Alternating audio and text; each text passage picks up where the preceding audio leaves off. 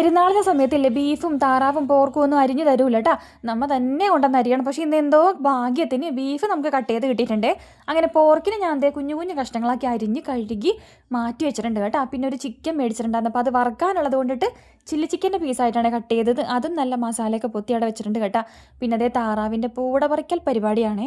വർത്താനം പറഞ്ഞുകൊണ്ട് പൂട പറിച്ചിട്ടുണ്ടെങ്കിൽ പൂട പിന്നെയും പിന്നെയും പൊങ്ങി പൊങ്ങി വരുമോ എന്ന് പറയണ കേൾക്കാം. എനിക്കറിയാൻ പാടില്ല കേട്ടോ, പക്ഷേ എനിക്ക് വർത്താനം പറയാൻ ആരും ഇല്ലാതെ കൊണ്ടിട്ട് അങ്ങനെ പൊങ്ങിയെന്ന് വന്നതായിട്ട് എനിക്ക് തോന്നിയില്ല. അങ്ങനെ താറാവിനെ കട്ട് ചെയ്ത് കഴുകി വാരിയിട്ട് അതിനകത്തോട്ട് മഞ്ഞപ്പൊടി, മുളക് പൊടി, കുരുമുളക് പൊടി, ഇച്ചിരി ഗരം മസാലപ്പൊടി കൂടിയിട്ട് നമ്മുടെ വലിയ കുക്കറിൽ വേവിക്കാൻ വേണ്ടി വെച്ച്, പിന്നെ പോർക്കിന് അതേ മസാലയൊക്കെ പൊത്തിയിട്ട് കുഞ്ഞി കുക്കറിലും. ഈ കുക്കറില്ലാച്ചെങ്കിൽ ഞാൻ പെട്ടുപോയാൻ. പിന്നെ അതേ കുറച്ച് എരിവർച്ച ഉണ്ടാക്കാൻ വേണ്ടിയിട്ട് എല്ലാം കൂടെ അതേ തട്ടിപ്പൊത്തി വെക്കാനാണ് കേട്ടോ ഈ കാണുന്നത്.